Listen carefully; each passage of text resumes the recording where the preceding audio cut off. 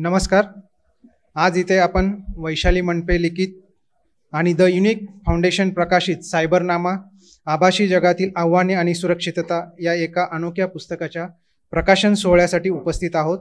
सर्वप्रथम या कार्यक्रमासाठी उपस्थित सर्व मान्यवर आणि आपणा सर्वांचे मी युनिक फाउंडेशन आणि युनिक अकॅडमीतर्फे हार्दिक स्वागत करतो. आज प्रकाशित होत असलेले पुस्तक दोन कारणांसाठी अनोखे आहे असं मला वाटतं. एक कारण म्हणजे या पुस्तकाच्या शीर्षकावरून हे पुस्तक केवळ या क्षेत्राशी संबंधित विशिष्ट वाचकांसाठी आहे की काय अशी शंका येते, पण पुस्तक चाळल्यानंतर आणि पुस्तकाचे उपशीर्षक आभासी जगातील आव्हाने आणि सुरक्षितता पाहिल्यानंतर ते सर्व वाचकांना अपील करणारे असल्याचे आढळते. दुसरे कारण, पुस्तकाचा विषय तांत्रिक असला तरी या पुस्तकातील भाषा तांत्रिक शब्दांचा अतिवापर नसलेली वा किचकट अनाकलनीय अशी नसून ती तांत्रिक विषयाचा कोणताही गंध नसलेल्या सर्वसामान्य वाचकाला देखील समजेल अशी आहे. तांत्रिक विषयासंबंधी एक गमतीची किंवा विरोधाभासी गोष्ट म्हणजे आपल्याला जेवढे माहीत आहे असे आपण म्हणतो त्यापेक्षा कितीतरी बाबी आपल्याला माहीत नसतात, ही देखील एक वस्तुस्थिती आहे. सायबर विश्वातील अशाच एका महत्त्वाच्या विषयाभोवती या पुस्तकाची गुंफण झालेली आहे. हा विषय कमी अधिक फरकाने आपल्या सर्वांच्या काळजीचा आणि तितकाच ज्वलंत असलेला सायबर गुन्ह्यांचा विषय आहे. आज आपण डिजिटल जगात घडत असलेल्या आर्थिक फसवणूक, डेटा आणि social media account hacking, fishing, digital arrest यासारख्या गुन्ह्यांबद्दल ऐकतो, वाचतो, पण आभासी जगातील हे गुन्हे वास्तव जीवनात मानसिक, आर्थिक आणि सामाजिकदृष्ट्या किती मोठ्या प्रमाणात क्लेशदायक असतात हे आपल्याला आजूबाजूला घडणाऱ्या घटनांवरून तर क्वचित प्रसंगी स्वअनुभवावरून देखील लक्षात येते. या पार्श्वभूमीवर हे छोटेखानी पुस्तक 35 पेक्षा अधिक प्रकारच्या सायबर गुन्ह्यांची आणि त्यापासून सुरक्षित कसे राहावे याची माहिती देत लक्षवेधी ठरते. या पुस्तकाबद्दल लेखिका वैशाली मंडपे मॅडम यांचे मी अभिनंदन करतो. ते आपल्या मनोगतामध्ये याच्याबद्दल सविस्तर मांडणी करतीलच. त्यामुळे आता पुस्तकाचा अल्पपरिचय पूर्ण करून मी पुढे वळतो. हे पुस्तक द युनिक फाउंडेशन या संस्थेने प्रकाशित केले आहे.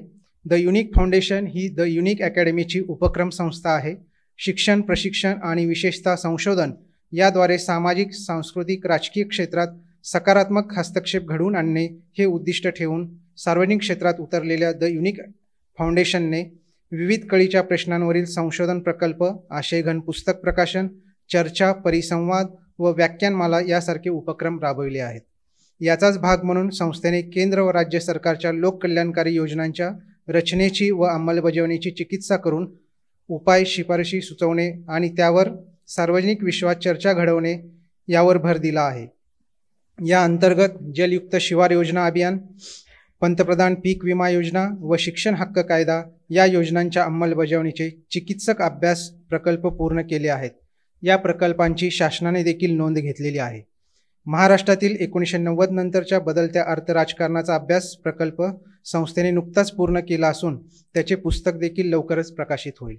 याखेरीज कळीच्या सामाजिक, आर्थिक व राजकीय प्रश्नांवर अभ्यासकांची पुस्तके मराठी व इंग्रजी माध्यमातून प्रकाशित करण्याचे कार्य देखील संस्था करत आहे. फाउंडेशनच्या इतर प्रकाशनांप्रमाणेच या पुस्तकाचे देखील आपण चिकित्सकपणे स्वागत कराल अशी खात्री आहे. आता आपण पुस्तक प्रकाशनाच्या कार्यक्रमाकडे वळूयात. सायबरनामा पुस्तकाचे प्रकाशन डॉक्टर महेश भागवत सरांच्या हस्ते होणार आहे. यासाठी मंचावर त्यांच्यासह Vaishali Mandape madam, Vikrant Mandape sir, Vivek Masal sir, doctor advocate Suchitra Ghogare madam, Malhar Patil sir, Tukaram Jadhav sir, Mukta madam, Vivek Ghotale sir आदी मान्यवर उपस्थित आहेत. मान्यवरांचे स्वागत करण्यापूर्वी त्यांचा अल्पपरिचय करून घेणे अगत्याचे ठरते. आजच्या कार्यक्रमाचे प्रमुख पाहुणे डॉक्टर महेश भागवत सर 1995 सालच्या तुकडीचे IPS अधिकारी असून ते तेलंगणा केडरचे अधिकारी आहेत. सध्या ते अतिरिक्त पोलीस महासंचालक, कायदा आणि सुव्यवस्था, तेलंगणा राज्य या पदावर कार्यरत आहेत.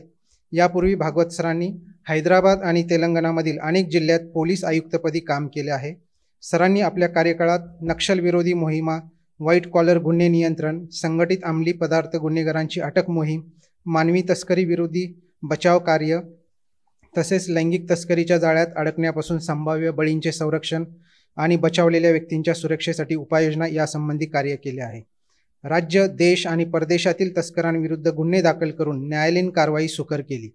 लैंगिक तस्करी आणि सक्तीच्या मजुरीच्या तस्करी विरोधात उल्लेखनीय कार्य केले. सन 2004 ते 2022 या काळात संघटित तस्करी नेटवर्कमधून सुमारे 2000 महिला आणि बालकांची सुटका केली. भागवत सरांच्या पोलीस दलातील कार्याची दखल घेत त्यांना आतापर्यंत 3 वेळा म्हणजे 2004, 2011 आणि 2022 साली राष्ट्रपती पोलीस पदकाने सन्मानित करण्यात आले आहे. तसेच सरांना विविध राष्ट्रीय आणि आंतरराष्ट्रीय पुरस्कारांनी देखील सन्मानित केले आहे. यामध्ये उल्लेख करता येईल असा पुरस्कार म्हणजे 2004 सालचा कम्युनिटी पोलिसिंग पुरस्कार, 2006 सालचा Webber Seavey law enforcement and civil rights award, 2017 सालचा trafficking in person report hero award of US department of state पुरस्कार. अमेरिकी शासनाचा पुरस्कार मिळवणारे भागवत सर हे पहिले मराठी IPS अधिकारी आणि तिसरे भारतीय आहेत. सरांनी साहित्यिक क्षेत्रात देखील योगदान दिले आहे. सरांनी आत्तापर्यंत मानवी तस्करी संबंधी 8 पुस्तकांचे लेखन केले असून त्यातील एक पुस्तक इग्नोच्या सर्टिफिकेट डिप्लोमा कोर्सच्या अभ्यासक्रमासाठी जोडले आहे. माननीय महेश भागवत सरांचे व्यक्तिमत्व चतुरस्त्र असून ते आजच्या कार्यक्रमाचे प्रमुख पाहुणे आहेत. भागवत सरांचा आणि द युनिक अकॅडमीचा असलेला स्नेहसंबंध हा गेल्या 2 दशकांपेक्षा अधिक काळाचा आहे. या संबंधीची एक छोटीशी आठवण म्हणजे 2011 साली उद्यान प्रसाद मंगल कार्यालय येथे आयोजित केलेल्या UPSC यशवंतांच्या सत्कार समारंभाच्या कार्यक्रमाचे प्रमुख पाहुणे भागवत सर होते आणि आजच्या पुस्तक प्रकाशन कार्यक्रमाचे प्रमुख पाहुणे देखील भागवत सर आहेत. हा एक दुग्धशर्करा योगायोग आहे. द युनिक फाउंडेशन प्रकाशित पुस्तके भेट देऊन माननीय महेश भागवत सरांचे स्वागत करावे अशी मी द युनिक अकॅडमीचे संचालक माननीय मल्हार पाटील सरांना विनंती करतो.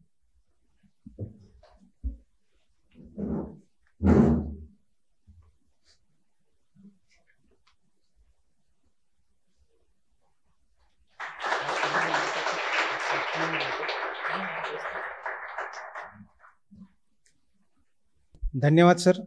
यानंतर वैशाली मनपे मॅडम आणि विक्रांत मनपे सर यांच्यातर्फेही माननीय महेश भागवत सरांचा सत्कार होत आहे.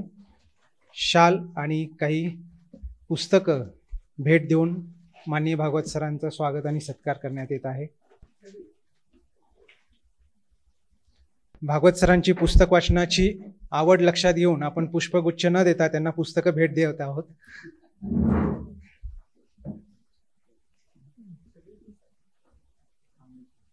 विक्रांत मनपे सर आणि वैशाली मनपे मॅडम यांच्या हस्ते भागवत सरांना काही पुस्तकं आणि शाल देऊन त्यांचं स्वागत आणि सत्कार करण्यात येत आहे.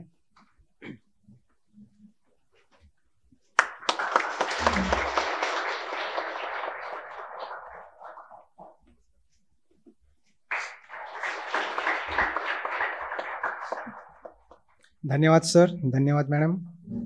यानंतर आज प्रकाशित होणाऱ्या सायबर नामा पुस्तिकेच्या लेखिका वैशाली मनपे मॅडम. वैशाली मनपे मॅडम शोरीशा मल्टीमीडियाच्या संचालिका असून त्यांना संगणक क्षेत्रातील कामाचा 32 वर्षांचा प्रदीर्घ अनुभव आहे. त्यांनी कोरोना काळात सवंगडी या सीडीच्या रूपाने पहिल्यांदा ई-लर्निंगची संकल्पना राबवली. डिजिटल साक्षरता, मोबाईलचे व्यसन, तंत्रज्ञान आणि समाज माध्यमांचा सुरक्षित वापर, screen time, green time, social media आणि सायबर क्राईम या विषयांवर शाळा, कनिष्ठ महाविद्यालय, विविध संस्था, महिला गट तसेच महिला व बाल विकास विभागाच्या वतीने आयोजित कार्यशाळा, जनजागृती कार्यक्रम यामध्ये गेली 15 वर्ष सातत्याने शहरी व ग्रामीण भागात कार्यशाळा, शिबिरे, मार्गदर्शनपर कार्यशाळा या माध्यमातून त्यांचे काम सुरू आहे. त्यांच्या या प्रदीर्घ आणि समृद्ध अनुभवातून सायबरनामा हे पुस्तक साकारले आहे. या पुस्तकासाठी लेखिका वैशाली मनपे मॅडम यांचे पुन्हा एकदा अभिनंदन. द युनिक अकॅडमीचे संचालक माननीय तुकाराम जाधव सरांना मी विनंती करतो की त्यांनी पुस्तक भेट देऊन मॅडम यांचं स्वागत करावं.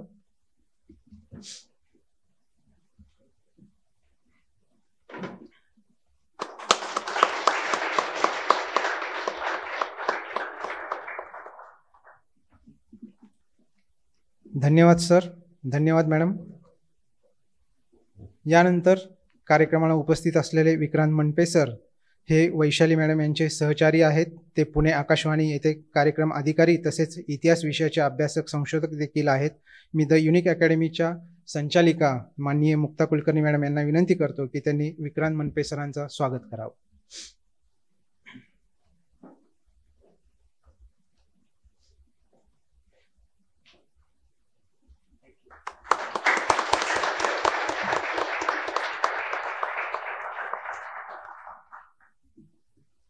धन्यवाद मॅडम. धन्यवाद सर. त्यानंतर या कार्यक्रमासाठी सातारहून खास उपस्थित राहिलेल्या ॲडव्होकेट सुचित्रा घोगरे काटकर मॅडम या देखील आपल्यामध्ये उपस्थित आहेत. सुचित्रा मॅडम या कायदा अभ्यासक, महिला, बालके आणि विविध सामाजिक प्रश्नांच्या विश्लेषक असून बाल कल्याण समितीच्या त्या अध्यक्ष आहेत. त्यांचे स्वागत करण्यासाठी मी द युनिक फाउंडेशनचे कार्यकारी संचालक श्री विवेक घोटाळे सरांना विनंती करतो की त्यांनी पुस्तक त्यांना भेट देऊन सुचित्रा घोगरे काटकर मॅडम यांचं देखील स्वागत करावं.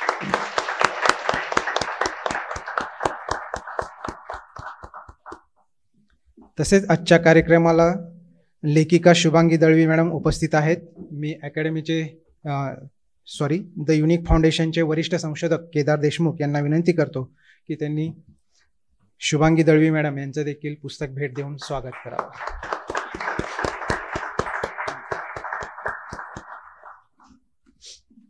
दोन्ही मान्यवरांचे आणि उपस्थितांचे दोन्ही संस्थांच्या वतीने पुन्हा एकदा हार्दिक स्वागत. पुस्तक प्रकाशन करण्यापूर्वी पुस्तकाच्या लेखिका वैशाली मनपे मॅडम आपले मनोगत व्यक्त करतील, यासाठी मी त्यांना आमंत्रित करतो. वैशाली मनपे मॅडम.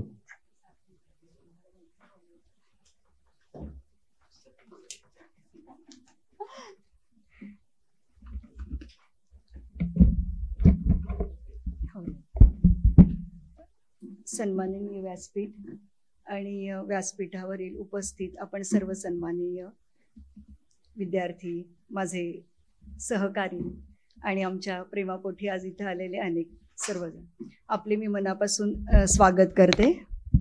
आभार मानते की या छोट्याशा सोहळ्यासाठी आपण आवर्जून वेळ काढून आज इथे आलात. सायबर नामाविषयी, माझ्या पुस्तकाविषयी पहिल्या मी अगदी थोडक्यात आपल्याला माहिती देणार आहे, कारण सरांचं मार्गदर्शन खूप जास्त मोलाचं आहे आणि आपण त्यांना जास्तीत जास्त वेळ देऊयात. सायबर हा विषय आता तसा नवा नाही आहे सगळ्यांसाठी, पण सायबर जागृती किंवा जागरूकता ही अजून तेवढी नाही आहे. म्हणजे काय तर सोशल मीडिया आपण सगळेजण वापरतो, म्हणजे सहज केलेल्या कमेंट्समधनं सुद्धा आपण आपली खूप वैयक्तिक माहिती लोकांना देत असतो, की जी आपल्याबरोबरच मित्रांचे अनेक मित्र वाचत असतात, याचं आपल्याला बऱ्याचदा भान नसतं. अगदी छोट्या छोट्या गोष्टींमध्ये सुद्धा आपण आपली पर्सनल इन्फॉर्मेशन शेअर करताना काळजी घेत नाही. त्यातलंच एक उदाहरण म्हणजे की आपल्याकडे साधं आलेलं कुरिअर, त्याच्यावरती आपला ॲड्रेस आणि बऱ्याच गोष्टींचे डिटेल्स असतात, ते डिस्पोज करताना सुद्धा आपण काळजी घेत नाही. सायबर नामा तुम्हाला या छोट्या छोट्या गोष्टींमधनं सायबर गुन्हे कसे घडतात याच्याविषयी माहिती देतं. माझं मूळचं काम हे बरेच वर्ष मी विद्यार्थ्यांसोबत करते. किशोरवयीन मुलांमध्ये घडणारे शारीरिक मानसिक बदल, त्यांची आव्हानं, आणि याच्यामध्ये काम करताना आम्हाला जाणवायला लागलं की शाळा कॉलेजेसमध्ये मी वर्कशॉप्स घेतेच, पण तेव्हा असं वाटायला लागलं की या वयातल्या मुलांपेक्षा लहान, म्हणजे शाळकरी मुलांना सुद्धा असं वाटायला लागलंय की खूप अभ्यास करून शिक्षण घेण्यापेक्षा रील करून किंवा सोशल मीडियावरती ॲक्टिव्ह राहून आपण काहीतरी जास्त कमवू शकतो. याचा बराचसा प्रसार आम्हाला वाटतं कोविड काळामध्ये जास्त झाला, कारण लोकांच्या हातात सहज मोबाईल आले आणि त्याच्यानंतर सगळ्याच वयोगटातली माणसं आता ऑनलाईन राहायला लागली. म्हणजे रेग्युलर आपली रोजची खरेदी सुद्धा आता मेट्रो सिटीमध्ये तर डेली गोष्टी सुद्धा आता आपण ऑनलाईनच मागवायला लागलो. या ऑनलाईन खरेदीमध्ये किती धोके आहेत तर याचा विचार बऱ्याचदा लोक करत नाहीत. म्हणजे नॉर्मली OTP देऊ नका किंवा पासवर्ड सांगू नका इथपर्यंतच आपल्याला सायबर गोष्टी माहिती असतात. पण आमच्याकडे दरवर्षी दिवाळीला, व्हॅलेंटाईन डेला येणारे काही जे ठरलेले सायबर फ्रॉडच्या केसेस असतात की ज्याच्यामध्ये खूप छोट्या छोट्या गोष्टींचा विचार लोकांनी केलेलाच नसतो, ज्याच्यामध्ये कस्टमर केअर सारखी गोष्ट असते की ती नंबर खोटा असू शकतो. त्याच्यानंतर आपण बऱ्याचदा की एक 1 रुपी फ्रॉड म्हणून खूप फेमस आहे की ज्याच्यामध्ये 1 रुपया फक्त पाठवा असं लोकांना सांगितलं जातं, ज्याचं आपल्याला असं वाटतं 1 रुपया तर आहे.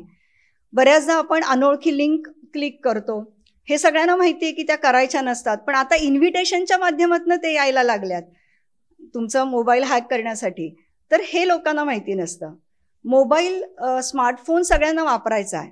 आयफोन घेण्यासाठी तर मुलं हट्ट करतात. म्हणजे काही केसेसमध्ये मुलं टोकाचं पाऊल उचलताना आम्हाला दिसतं की जिथं ते आत्महत्या करतात आईवडिलांना धमकी देऊन, किंवा आईवडिलांना मारण्या इतपत मोठं त्यांचा गुन्हा घडतो.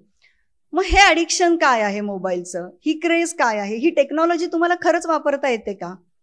म्हणजे हा आयफोन घेतला तरी त्याच्या बेसिक सेटिंग किती लोकांना माहिती आहे, किंवा अँड्रॉइड वापरणाऱ्यांना तरी किती बेसिक सेटिंग्स माहिती असतात, किंवा आपण त्या करतो का, आपलं स्टेटस ठेवताना आपलं प्रोफाईल आपण सिक्युअर करतो का. मी नेहमी माझ्या कार्यशाळांमध्ये 5 पिन विषयी माहिती देते की जेव्हा तुम्ही सोशली ॲक्टिव्ह असता तेव्हा तुमचं प्रोफाईल प्रोटेक्ट करायला शिकवा. तुमचा पासवर्ड हा नेहमी स्ट्रॉंग ठेवा.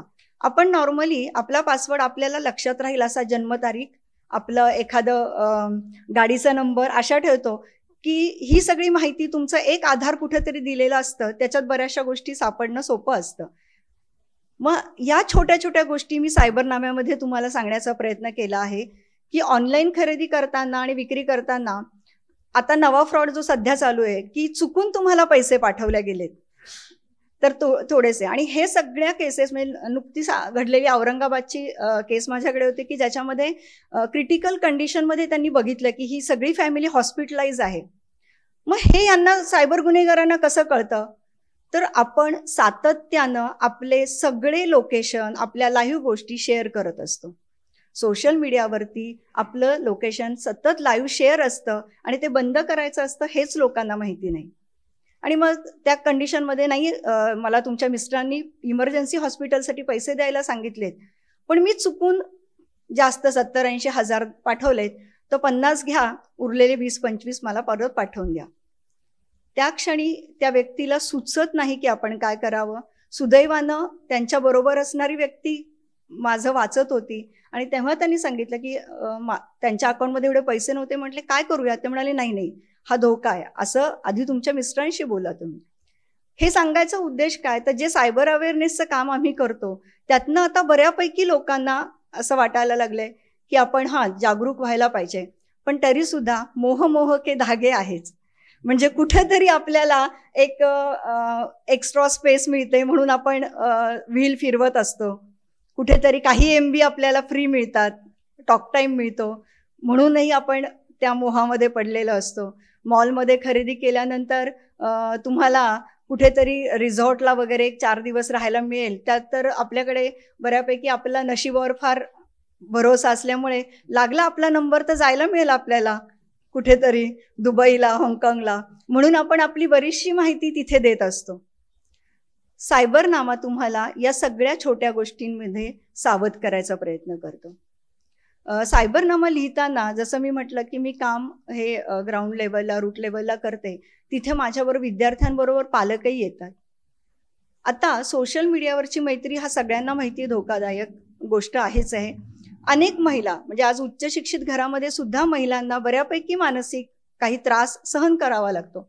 अशा वेळी सोशल मीडियावरती अनोळखी ठिकाणी झालेली मैत्री, त्यांच्या दृष्टीनं आपण कुठेतरी एक मानसिक आधार शोधलेला असतो. समोरची व्यक्ती एखादी तुम्हाला सायकियाट्रिस्ट म्हणून मदत करते असं भासवत असते, पण प्रत्यक्षात जसं सर काम करतात तसं सेक्स्टॉर्शनच्या केसेस, ब्लॅकमेलिंगच्या केसेस आणि ह्युमन ट्रॅफिकिंगच्या केसेस, या जास्तीत जास्त घटना सायबर गुन्हे घडतात हे सोशल मीडियावरती जी आभासी मैत्री किंवा आभासी याच्या जगामधलं चॅटिंग केलेलं असतं, अनोळखी लोकांशी केलेलं असतं. आणखी एक प्रकार याच्यामध्ये आम्हाला जाणवतो तो म्हणजे आपली आयडेंटिटी लपवून आपण वाटेल ते सोशल मीडियावर करू शकतो असा एक लोकांचा भ्रम आहे. म्हणजे कुणाला तरी अर्वाच्य शिव्या देण्यापासून ते अश्लील व्हिडिओ पाठवणे, महिला आहेत म्हणून त्यांना काहीतरी गुड नाईट पासून सुरुवात करून कम्युनिकेशन वाढवणे. सायबरनामा तुम्हाला आभासी जगतामधील ह्या धोक्यांची सोप्या भाषेत माहिती करून देतं. आणखी काही गोष्टी आहेत की ज्याच्यामध्ये जसं मी म्हटलं की आम्ही लहान मुलांबरोबर काम करतो, की आज तुम्हाला सगळाच मीडिया ओपन आहे, त्याच्यामध्ये किशोरवयीन मुलांच्या मनातले प्रश्न की आपल्याकडे मुलांशी बोलणं हेच टॅब्यू मानलं जातं. किमान वयात येणाऱ्या मुलीला आई थोडंफार तरी सांगते, पण मुलगा सुद्धा वयात येतो हे अनेक लोकांना माहिती नाही, किंवा माहिती नाही म्हणण्यापेक्षा त्याची गरज वाटत नाही की मुलालाही काही गोष्टी सांगाव्यात. आणि आत्ता ओपन टू मीडिया मिळाल्यामुळं या वयातली मुलं, किशोरवयीन मुलं आपल्या मनातल्या सगळ्या गोष्टी गुगलला किंवा रेडीमेड सर्च करायला बघतात आणि तेव्हा नको त्या अनेक गोष्टी या मुलांच्या समोर यायला लागल्यात.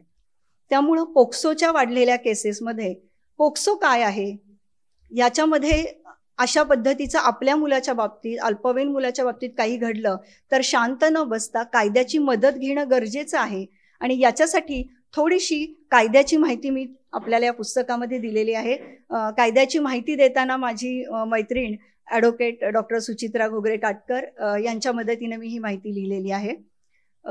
मी अनेक वर्ष मुलांना जेव्हा वर्कशॉप घेते त्याच्याबरोबरच डिजिटल डिटॉक्स करण्यासाठीचा सुद्धा प्रयत्न करते.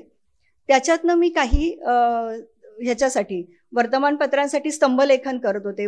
जसं की लहान मुलांसाठी तुम्ही स्क्रीन टाईम की जो तुम्हाला मोठ्या माणसाने तुमचा स्क्रीन टाईम कमी करता यावा. काही साप्ताहिक सकाळसारख्या वर्तमानपत्रांमध्ये घडलेल्या नव्या सायबर गुन्ह्यांमध्ये विषयाची माहिती देणारे दीर्घ लेखही लिहिलेत. सायबरनामा ही अशीच माझी प्रभातमध्ये लिहिलेली एक लेखमाला होती की जेव्हा अगदी साधे म्हणजे महावितरणाचा फ्रॉड सुद्धा खूप लोकांना अनुभवायला येतो, तरी सुद्धा अजून काही लोक SMS ला उत्तरं देतात. तर अशा पद्धतीचे जे दैनंदिन सामान्य माणसाला फेस करावे लागणारे प्रॉब्लेम्स आहेत ते काय आहेत, आणि अशा घटनेमध्ये जर आपण सापडलो तर काय करावं, हे खूप महत्त्वाची गोष्ट आहे. ज्याच्यामध्ये helpline number, cyber related helpline number, गव्हर्नमेंटच्या अधिकृत सायबर रिलेटेड वेबसाईट याचीही माहिती मी आपल्याला या पुस्तकामध्ये देण्याचा प्रयत्न केला आहे की जेणेकरून पटकन आपण या केसेसमध्ये मदत घेऊ शकतो. आर्थिक फ्रॉड अनेक प्रकारचे आपण ऐकतो, तर अशा वेळी नक्की काय करावं, कंप्लेंट कशी करावी, आणि बँकांशी रिलेटेड काही गोष्टी आपण पटकन ट्रान्झॅक्शन्स कशा थांबवाव्यात, आपले ईमेल ID कसे पटकन बदलले पाहिजे, कारण आपण बँकेला ते जोडले जातो. एक अगदी छोटी गोष्ट असते की अनेक लोक एकच ईमेल ID सगळीकडे वापरतात. म्हणजे कुणी म्हणतं की तुम्ही प्रत्येक गोष्टीसाठी वेगळा मोबाईल वापरा, तो काही सगळ्यांना शक्य नाहीये, पण किमान पक्षी आपला सोशल मीडियावरचा मोबाईल नंबर आणि ईमेल ID आणि आपण बँक किंवा अशा गोष्टींसाठी दिलेला वेगळा असावा. एवढी छोटीशी गोष्ट जरी माणसाने केली तरी बऱ्याचशा सायबर गुन्ह्यांपासून आपण वेगळं होऊ शकतो. युनिकच्या वार्षिकी अंकाशी लिहित असतानाच माझं विवेक घोटाळे सरांशी परिचय होता, आणि पुण्यात आल्यानंतर सरांनी खरं तर मला AI विषयी पुस्तक लिहाल का, आर्टिफिशियल इंटेलिजन्स विषयी लिहाल का, कारण माझी टेक्निकल बॅकग्राऊंड आहे, कम्प्युटरची, मी पोस्ट ग्रॅज्युएट आहे, तर आपण लिहूयात असं आमचं ठरलं. पण तेव्हा मी माझे हे काही लेख सरांना वाचायला दिल्यानंतर सर म्हणाले की हे आपण पटकन करूयात, सामान्य माणसांच्यासाठी हे जास्त गरजेचं आहे. स्तंभलेखन करताना एक शब्दाची मर्यादा असते, 500 शब्द वगैरे. मग पुस्तक करताना आपण अजून काहीतरी लोकांना, पुस्तक करतोच आहोत तर अजून काहीतरी डिटेल द्यावं म्हणून मग प्रत्येक पुस्तकामध्ये काही ॲडिशन्स केलेले आहेत. त्याच्याशिवाय प्रत्येक पुस्तकाच्या खाली डूज आणि डोंट्स दिलेले आहेत. म्हणजे अशा प्रकारचा गुन्हा साधा घडतो कसा, त्यावेळी तुम्ही काय काळजी घ्यावी, आणि समजा चुकून तुमच्याकडनं अनावधानाने काही घडलं तर अशा वेळी आपण काय करावं, असं प्रत्येक गुन्ह्याच्या खाली मी प्रत्येक केसच्या खाली लिहिण्याचा प्रयत्न केलेला आहे. यातल्या बहुतांशी अनुभव हे मी स्वतः हँडल केलेल्या केसेस आहेत, त्यामुळे तेवढ्या कमी शब्दामध्ये किंवा लोकांना त्यांच्या भाषेत कळतील असं लिहिले. टेक्निकल शब्द खूप कमी वापरलेत, पण तरी सुद्धा खूप शुद्ध मराठी अजून बोललं जात नाही की गुन्हा वगैरे करणं असे शब्दांऐवजी लोकांना फ्रॉड, क्राईम हे शब्द पटकन कळतात, म्हणून ते शब्द जसेचे तसे आम्ही ठेवण्याचा प्रयत्न केलेला आहे. हा एक प्रयत्न आहे की ज्यांच्यापर्यंत आपण आमच्यासारखे अवेअरनेस, म्हणजे ज्याला मी खरं तर मी स्वतःला जास्त सायबर प्रशिक्षक म्हणते तज्ज्ञपेक्षा, परंतु असे अनेक जण आहेत की जे सायबर मित्र मैत्रिणी म्हणूनही काम करतात. तर समाजामध्ये ह्या अवेअरनेसची गरज मोठ्या प्रमाणावर आहे, कारण की आज लहान मुलांपासून ज्येष्ठांपर्यंत कुणीही कधीही याच्यामध्ये अडकू शकतं. म्हणजे थोडक्यात काय तर सोशल मीडिया वापरणारं, नेटवर्क वापरणारं अशी कुठलीही व्यक्ती सायबर गुन्ह्याची कधीही शिकार होऊ शकते. अगदी मीही, म्हणजे IT प्रोफेशनमधली लोकही आपल्याला वाटतं, पण बऱ्याचदा छोट्या छोट्या गोष्टींमध्ये तीही अडकतात. हा माझा प्रयत्न आहे की सामान्य माणसाला अशा वेळी काय करावं हे सांगण्याचा. सायबरनामा प्रकाशित केल्याबद्दल युनिक फाउंडेशनच्या डॉक्टर विवेक Ghotale sir, Mukta madam, Patil sir या सगळ्यांचे मी मनापासून आभार मानते. आणि सगळ्यात महत्त्वाचं म्हणजे भागवत सरांची मी अत्यंत ऋणी आहे की माझ्या या पहिल्याच प्रयत्नाला त्यांनी खूप छान प्रस्तावना लिहिली, आणि त्याचबरोबर ते पुण्यात येणार म्हटल्याबरोबर त्यांनी कळलं की मी येतोय कार्यक्रमाला. मला ते खूप छान आहे की सरांना आज तुमच्या भावी अधिकाऱ्यांना सरांचं एक छान मुलाचं मार्गदर्शन लाभेल. जसं मी मगाशी म्हटलं की बरेचसे सायबर केसेस या आभासी जगातली मैत्रीमध्ये होतात, तर सरांनी खूप महत्त्वाचं काम ह्युमन ट्रॅफिकिंगच्या केसेसमध्ये केलेले. अनेक तरुणांचे त्यांनी त्याच्यामध्ये त्यांना, जसं मला वाटतं थायलंड म्यानमारची केस ना, ज्याच्यामध्ये आज आपल्याला परदेशी नोकरीचं फार अट्रॅक्शन आहे, तर त्याच्यामधली ही अडकलेली मुलं त्यांनी सरांनी सोडवलेली. खूप मोठं काम सरांचं त्याच्यामध्ये आहे.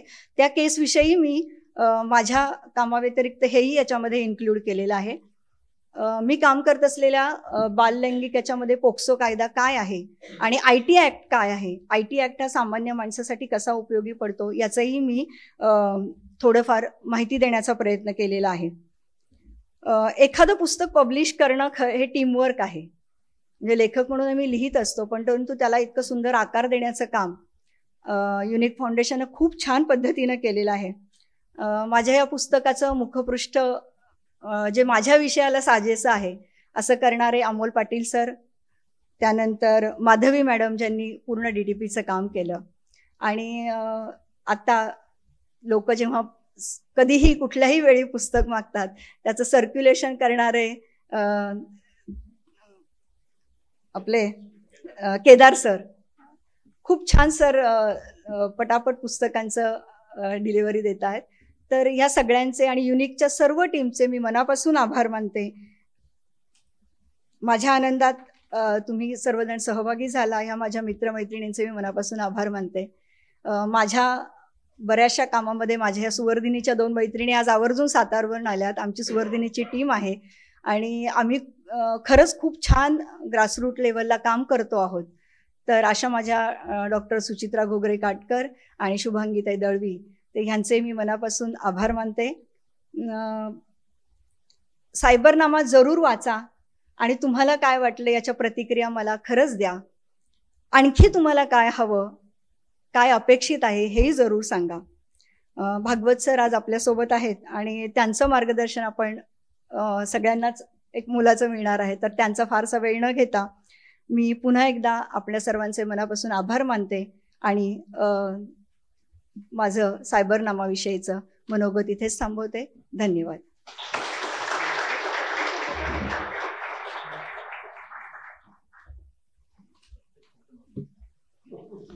धन्यवाद मॅडम.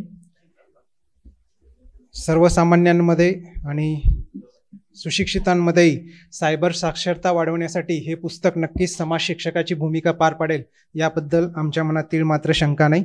या पुस्तकाच्या अनेक आवृत्त्या निघत आणखीन सोप्या पद्धतीने माहिती लोकांपर्यंत पोहोचावी ही शुभेच्छा देतो आणि आपल्या कार्यास पुढच्या वाटचालीस आणखीन शुभेच्छा देऊन इथे थांबतो. यानंतर सर्व मान्यवरांच्या हस्ते सायबरनामा या पुस्तकाचं प्रकाशन होईल. मी मंचावर उपस्थित असलेले भागवत सर, सर्व मान्यवर आणि अकॅडमीचे संचालक मल्हार पाटील सर, तुकाराम जाधव सर यांना मंचावर येण्याची विनंती करतो की सायबरनामा या पुस्तकाचं आपण प्रकाशन करूयात.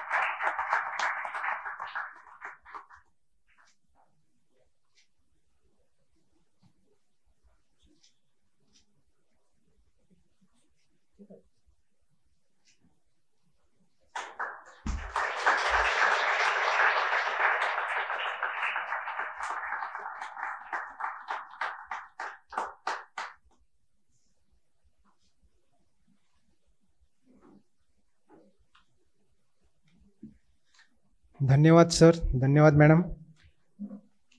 सायबरनामा या पुस्तकाचं प्रकाशन झालं असं मी प्रमुख पाहुण्यांच्या वतीने औपचारिकरित्या जाहीर करतो. धन्यवाद. पुस्तकाच्या प्रकाशनाचा औचित्य साधून आज आपण माननीय भागवत सरांचं सायबर सुरक्षा आणि आपण या विषयावरती व्याख्यान ठेवलेलं आहे, ते आपल्याला मौलिक मार्गदर्शन करतील. मी भागवत सरांना विनंती करतो की त्यांनी आम्हा सर्वांना मार्गदर्शन करावं.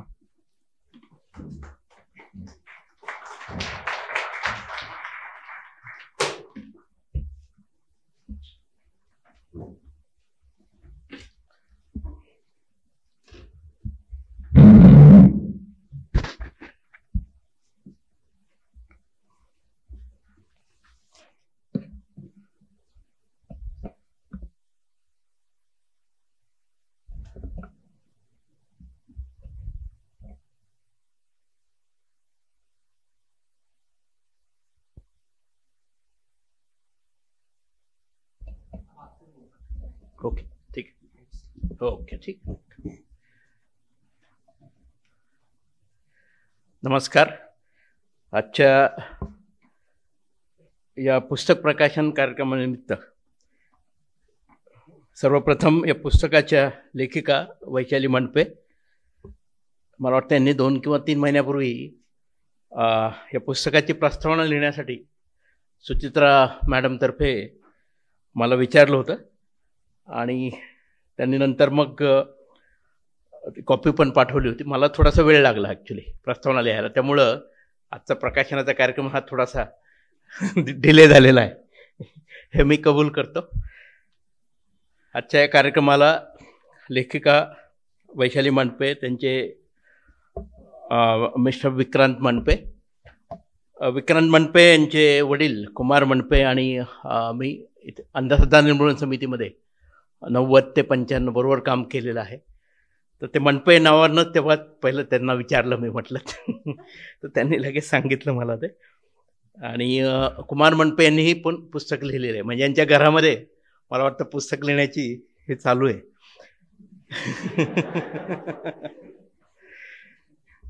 आजच्या कार्यक्रमाला इथे माझ्या विनंतीला मान देऊन आलेले माझे मित्र आर्याबाग आमचा व्हॉट्सॲप ग्रुप आहे आणि आत्ता 4था दिवाळी अंक त्यांनी प्रकाशित केला आहे, कल्याण तावरे. त्यानंतर माझे मित्र मनीष साबळे, त्यानंतर माझे वर्गमित्र सचिन आपटे आणि राहुल वाणी, सुहास वाणी.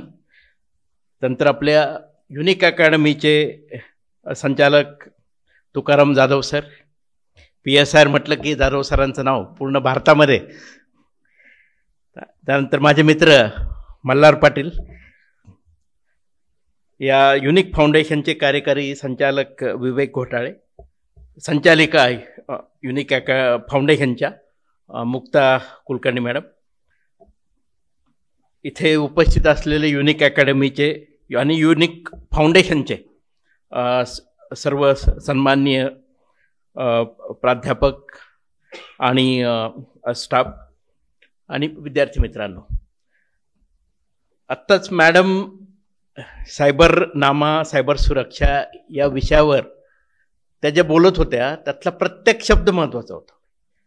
आणि मॅडमना फक्त एकच वाक्य मी बोललो की त्या जे काही बोलल्या त्याचं महत्त्व तुम्ही जे आहात इथे तुम्हाला तेव्हा कळेल जेव्हा तुम्ही विक्टिम व्हाल, तुम्हाला त्यावेळी लक्षात येईल. ते आम्ही दररोज बघतो सायबर गुन्हे आज भारतामध्ये ज्या प्रमाणात वाढत आहेत, त्यामुळे मी पुस्तकाच्या प्रस्तावनेत पण लिहिलं आहे की future crime is a cyber crime.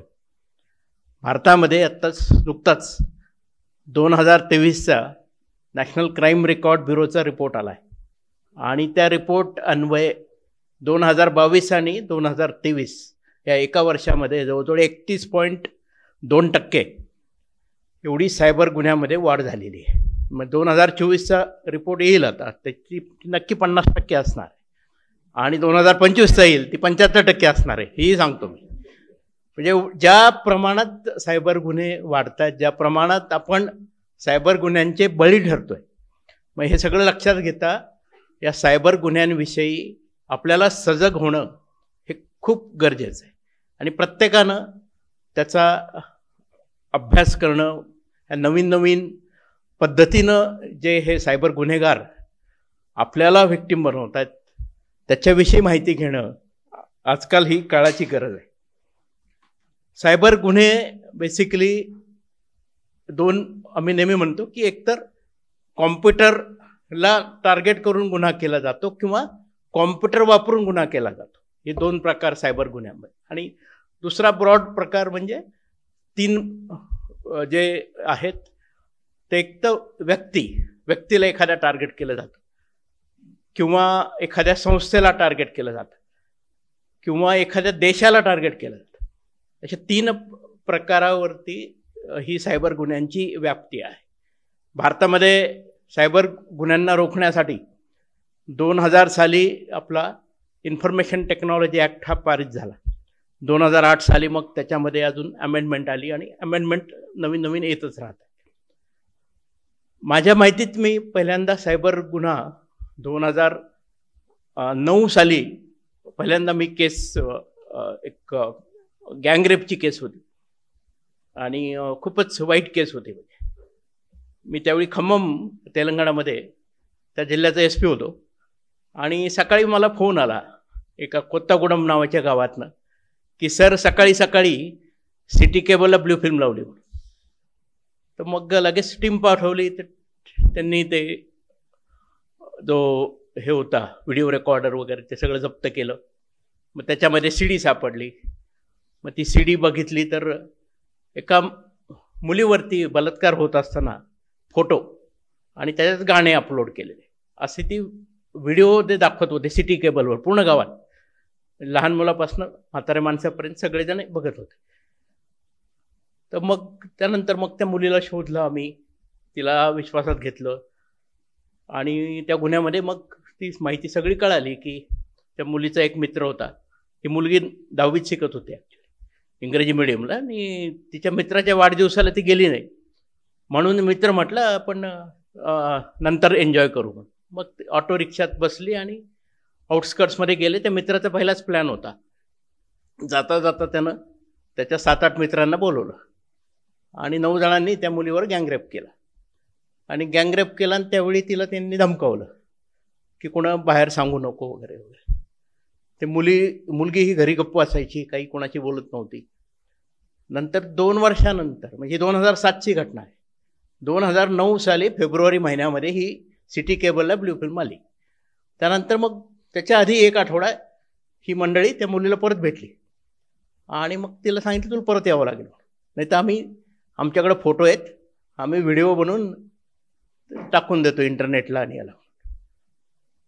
मग ती केस झाली IT ॲक्ट खाली. मग या केसमध्ये आम्ही फास्ट ट्रॅक कोर्टमध्ये ट्रायल केली. त्या मुलीलाही आमच्याकडे आमच्या राज्यामध्ये अशा ज्या विक्टिम्स मुली आहेत त्यांच्यासाठी तिथे एक हैदराबादला दुर्गाबाई देशमुख पॉलिटेक्निक आहे की ज्याच्यामध्ये 70% जागा या महिलांना की ज्या वेगवेगळ्या गुन्ह्यांच्या विक्टिम्स आहेत महिला त्यांच्यासाठी आहेत. मग तिथे तिला ॲडमिशन दिली. ती मुलगी तिथे ॲडमिशन घेऊन ती जॉईन झाली कोर्ससाठी. 1 वर्षाच्या आत आम्ही ती फास्ट ट्रॅक कोर्टमध्ये ट्रायल केली आणि त्या 9 लोकांना मग जन्मठेपेची शिक्षा झाली. आणि सायबर IT ॲक्ट खाली 5 वर्षाची शिक्षा आणि 50,000 रुपये दंड अशी त्या लोकांना शिक्षा त्यावेळी झाली होती. ही माझी पहिली केस होती त्यावेळी. मग त्यावेळी सायबर गुन्हे असे काही मोठ्या प्रमाणात होत नव्हते, त्याच्याविषयी जास्त माहिती पण नव्हती. IT ॲक्ट खाली केस झाली एवढंच आम्ही म्हणजे धरून चालतो. पण कोविडच्या काळात आपण सगळे मोबाईलचा जास्त वापर करायला लागलो, इंटरनेटचा जास्त वापर करायला लागलो आणि गुन्ह्यांची संख्या कोविडनंतर ही ज्या वेगानं वाढली आणि ज्या वेगानं आपण बळी ठरतो त्याचं प्रमाण खूपच जास्त आहे. आम्ही पूर्वी म्हणायचो की आम्ही पोलीस म्हणजे पहिलं फूट पेट्रोल करायचो, नंतर मग सायकल पेट्रोल करायचो, सायकलवरून पेट्रोलिंग करणं. आजकाल म्हणजे सायबर पेट्रोल करावं लागतंय की cycle patrol to cyber patrol असा हा आमचा आता पोलिसांचा प्रवास आहे. म्हणजे जास्तीत जास्त वेळ आमचा बऱ्यापैकी आमची टीम स्पेशली ही सायबर गुन्ह्यांना रोखण्यासाठी किंवा सायबर गुन्ह्यांचं इन्व्हेस्टिगेशन करणं, डिटेक्शन करणं याच्यामध्ये जास्त वेळ आमचा आता जातो आहे.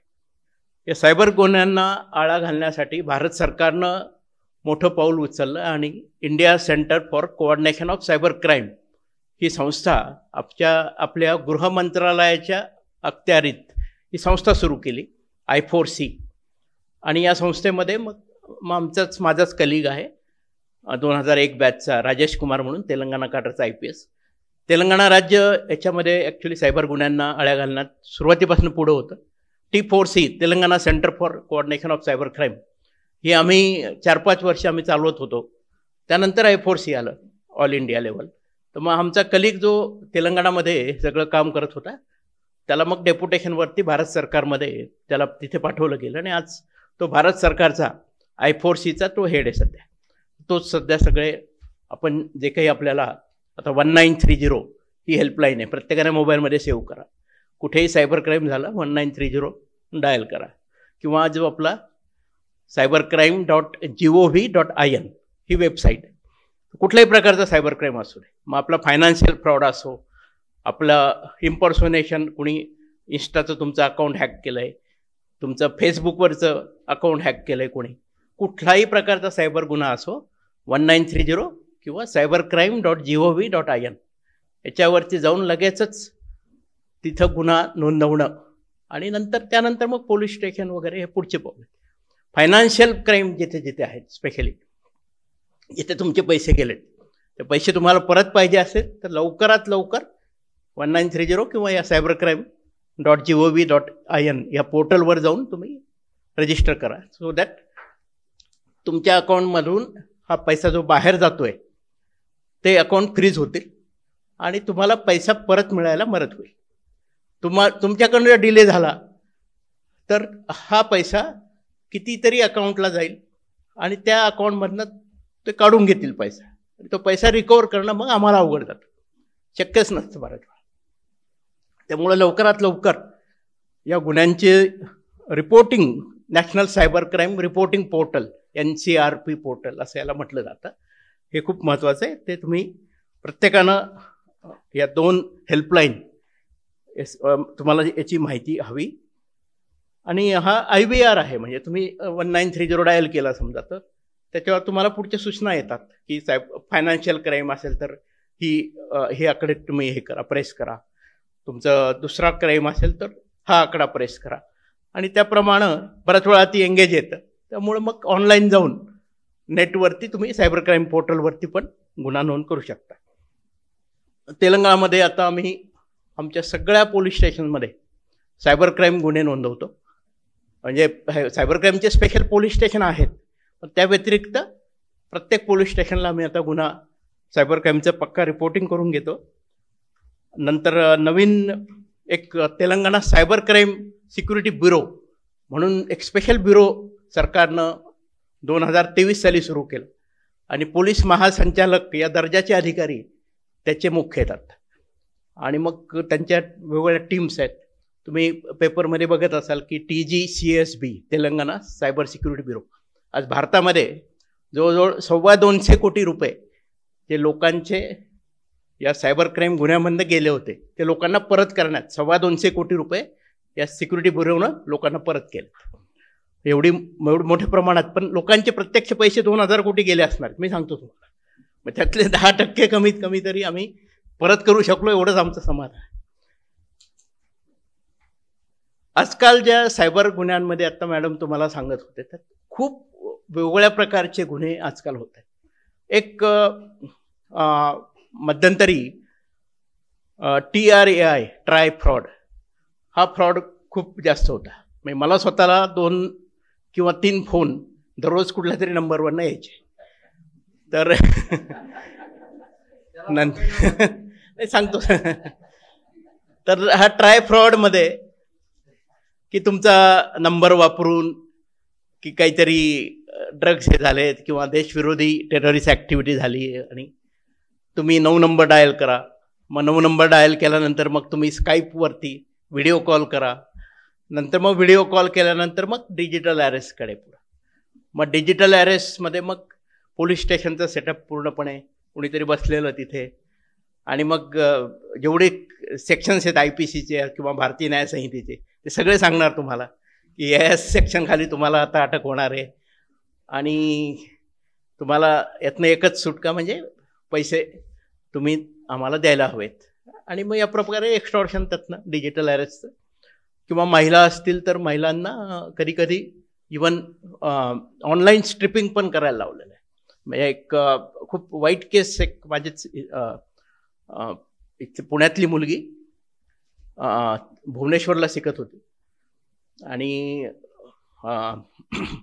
माझ्या क्लासमेटची मुलगी, क्लासमेटचा फोन आला सकाळी की काय झालं तर म्हणे माझी मुलगी शॉकमध्ये आणि ऑनलाईन डिजिटल अरेस्ट करतो अशी भीती दाखवत त्यांनी काय काय तिच्याकडनं गोष्टी करून घेतल्या आणि ती रडते सारखी. मग नंतर मग लगेच तिथेच ओडिसामध्ये भुवनेश्वरला सायबर क्राईम जे हेड आहेत त्यांना कॉन्टॅक्ट केला. त्यांनी ती केस त्यांनी हे केली आणि जेव्हा इन्व्हेस्टिगेशन सुरू केलं तेव्हा आमच्या लक्षात आलं की हे जे ऑपरेट झालं आहे ते कंबोडियातनं झालं आहे. तर मॅडम आत्ता मगाशी या मध्यंतरी 2022 नंतर आपल्या भारतातील जे काही IT युवक आहेत, पूर्वी बऱ्यापैकी अमेरिकेला किंवा युरोपला जायचे, ज्यांना शक्य नाही आहे ते जवळपास पेपरमध्ये जाहिराती बघून किंवा हे बघून थायलंडला जायला लागले.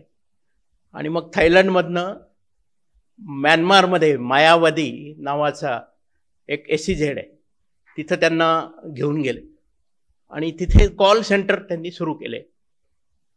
कॉल सेंटर कोणी सुरू केले? चीनमधल्या लोकांनी. ओनर चीनमधले लोक आहेत, तेच कॉल सेंटर चालवतात म्यानमारमध्ये. सुरुवातीला म्यानमारमध्ये सुरू केलं त्याने.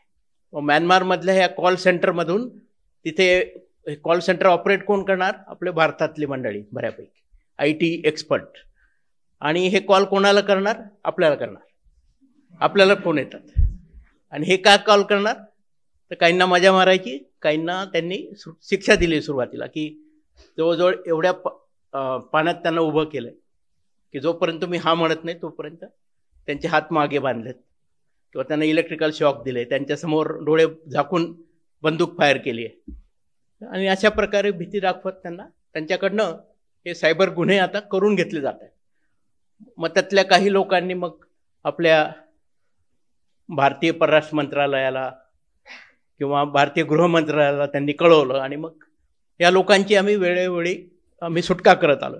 तर सुरुवातीला हे फक्त म्यानमारपुरतंच मर्यादित होतं, नंतर मग ते लाओस आणि कंबोडिया या देशांमध्ये पण पसरलेत. आता हे कॉल सेंटर लाओस, कंबोडिया आणि म्यानमार व्हाया थायलंड असे ते 4 देशांमध्ये हे कॉल सेंटर सध्या चालू आहे.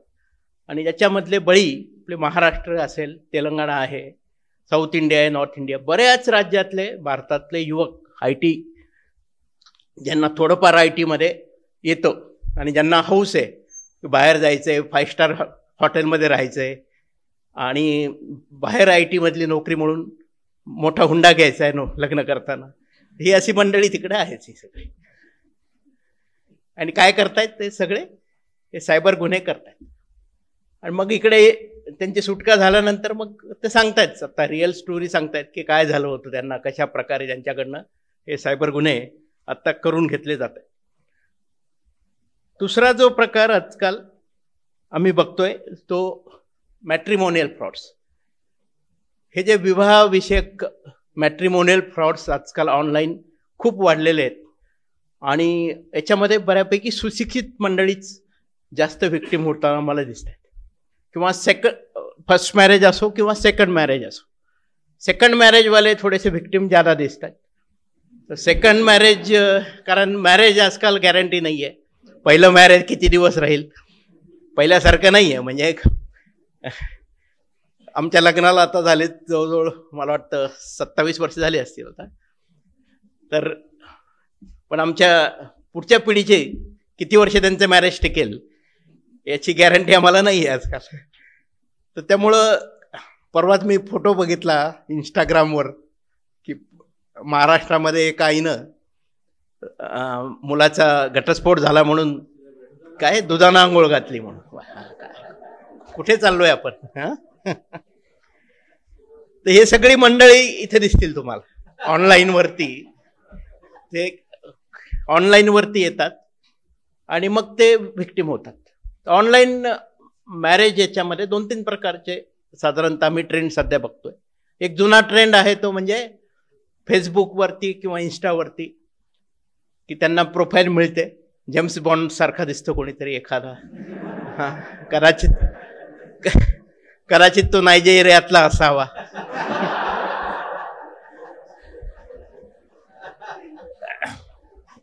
प्रोफाईल मात्र जेम्स बॉन्ड. तर मग चॅटिंग सुरू होतं.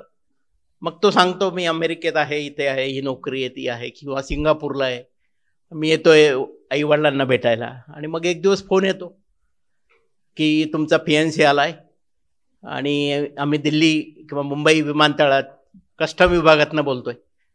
त्यानं बरोबर डॉलर्स आणलेत, त्यानं बरोबर गोल्ड आणलंय आणि त्याची ड्युटी इंडियन रुपीजमध्ये तुम्हाला पे करावं लागेल. तर लगेच मग सुरुवातीला छोटी अमाऊंट सांगतात की जी देऊ शकतो. मग ती अमाऊंट दिल्यानंतर मग परत फोन येतो की आम्ही आत्ता ते कॅल्क्युलेट केलं तर ती ड्युटी जास्त होते, ते एवढे आहेत म्हणून. मग ते अजून देतात, मग अजून वाढत जातं ते. मग लक्षात येतं या माणसाला, या व्यक्तीला, या मुलीला की काहीतरी गडबड दिसते. मग ते त्यावेळी मग ते पोलिसाकडे येतात. तोपर्यंत बराचसा पैसा ऑलरेडी गेलेला असतो.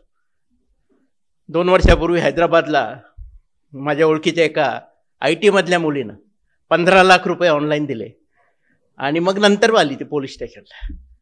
ती स्वतःच IT मधली होती. ती सेकंड मॅरेजचा इश्यू होता.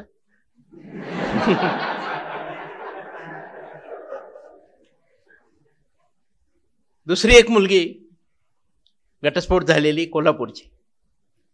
एक दिवस मी माझ्या ऑफिसला बसलो होतो, सकाळी 11:30ला मला चिठ्ठी आली, मराठी नाव दिसलं, आत बोलवलं. तर ती बाई आली आहे, 30-35 वय असेल, घाबरलेली एकदम आणि बोलत नव्हती लवकर. मग मी थोडं कॉन्फिडन्समध्ये घेतलं आणि विचारलं काय झालं. मग सांगितलं की ऑनलाईन मॅट्रिमोनियल साईटमध्ये नाव नोंदवलं होतं, हैदराबादचं स्थळ होतं आणि ती व्यक्ती म्हणे मी क्लास 1 अधिकारी आहे, असं आहे तसं आहे, म्हणून मी भेटायला आले. तर त्या व्यक्तीनं मला त्यांच्या घरी नेलं, मला तिथे चहा वगैरे हे केला आणि ती व्यक्ती म्हटली मला आज ऑफिस आहे, मी ऑफिसला जातोय, 2 वाजेपर्यंत मी परत येतोय. तर त्या व्यक्तीची ऑफिसला गेल्यानंतर मी जेव्हा त्या व्यक्तीचं घर बघितलं तर त्या घरामध्ये मला काही महिलांचे कपडे दिसले, काही चाकू वगैरे दिसला. तर मला भीती वाटली म्हणून मी माझ्या मित्राला फोन केला, तर त्यानं माझा नंबर दिला, म्हणून ती डायरेक्ट माझ्या ऑफिसला आली होती. मग आम्ही ती जी व्यक्ती होती तिची प्रोफाईल काढली, तिचा हे केला. मग आम्हाला माहिती कळलं की 2012 साली हा गृहस्थ सिलेक्ट झाला होता, पण त्यानं काहीतरी गडबड केली म्हणून त्याला सर्व्हिसमधून काढून टाकलं होतं. आणि त्यानंतर मग त्यानं असे प्रोफाईल देत नेटवरती मुलींना फसवायला सुरुवात केलेली आणि त्याचीच ही महिला पण बळी आहे. मग तिचं सामान त्याच्या घरी होतं. मग त्या स्थानिक पोलीस स्टेशनमधनं पोलीस कर्मचारी पाठवून तिची बॅग वगैरे आम्ही मागून घेतली. नंतर मग तिला गाडीत बसू देईपर्यंत आमचे पोलिसांनी एस्कॉर्ट केलं. मग ती कोल्हापूरला पोहोचली. नंतर मग तिनं परत मित्रांना सांगितलं की असं असं झालं होतं सगळं. आणि मग त्या मित्रांनी ते मग सोशल मीडियावर लिहून की अशा प्रकारे हे फ्रॉड्स आजकाल चालू आहेत मॅट्रिमोनियल आणि तुम्ही याच्यावर भरोसा ठेवू नका. एक गोष्ट लक्षात घ्या की ज्या व्यक्तीला तुम्ही ऑनलाईन भेटता त्या व्यक्तीला जेव्हा तुम्हाला ऑफलाईन भेटायचं तेव्हा एकटं भेटू नका. कुणीतरी ज्याच्यावर तुमचा भरोसा आहे असं कुणीतरी बरोबर घेऊन जा. कारण तुमच्याबरोबर काय होईल याची गॅरंटी कुणी देऊ शकत नाही.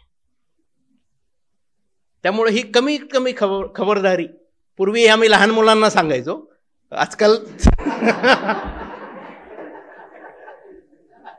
आजकाल सगळ्यांनाच सांगावं लागतं, कारण लहान मुलं ऐकतात आजकाल.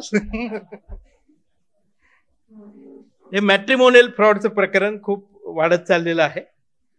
ते वेळीच त्याला आळा घालणं हे खूप गरजेचं आहे. मॅडम मगाशी बोलता बोलता पासवर्ड विषयी बोलून गेल्या, मलाच हसू यायला लागलं. आम्हाला जेव्हा सायबर क्राईमचा क्लास आमच्यासाठी घेतले गेले त्यावेळी आमच्या पासवर्ड विचारले गेले. तर बऱ्याच जणांचा पासवर्ड हा बर्थ डेट किंवा निकनेम किंवा आईचं नाव किंवा मुलाचं मुलीचं नाव किंवा फर्स्ट लव ते नाव, तर हे सगळे त्याचे सगळे पासवर्ड होते. मग त्यांनी आम्हाला दाखवलं की कुठलाही पासवर्ड मी कसा क्रॅक करू शकतो, कुठलाही पासवर्ड. मग तो पासवर्ड जर तुम्हाला क्रॅक होऊ द्यायचा नसेल तर मग lower case, upper case, capital letter, small letter, symbol हे सगळं कॉम्बिनेशन करत तुम्ही पासवर्ड बनवा. लांबलचक पासवर्ड असू द्या, दर 3 महिन्यानं पासवर्ड बदला, अशा बऱ्याच गोष्टी सांगितल्या. मला माहिती आहे की अकाउंट उघडल्यापासून पासवर्ड न बदललेले इथे 100% असणार, बरोबर आहे. तर कुठलाही पासवर्ड क्रॅक होऊ शकतो.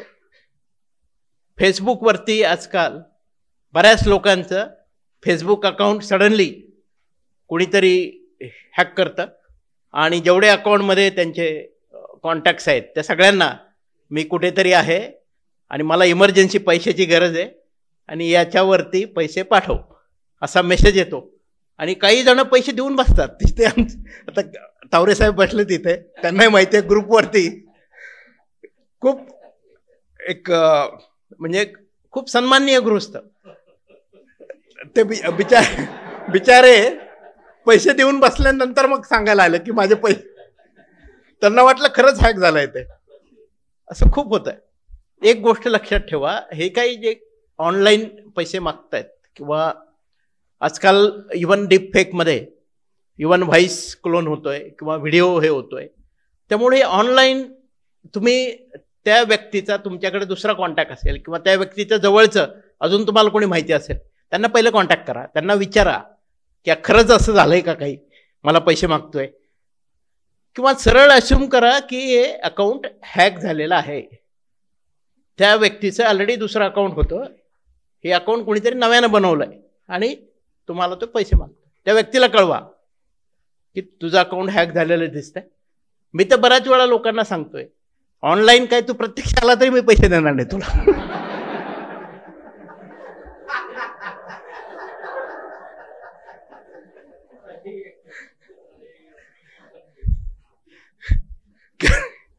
कारण ते पैसे परत मिळतील का नाही गॅरंटी कोणी दिली.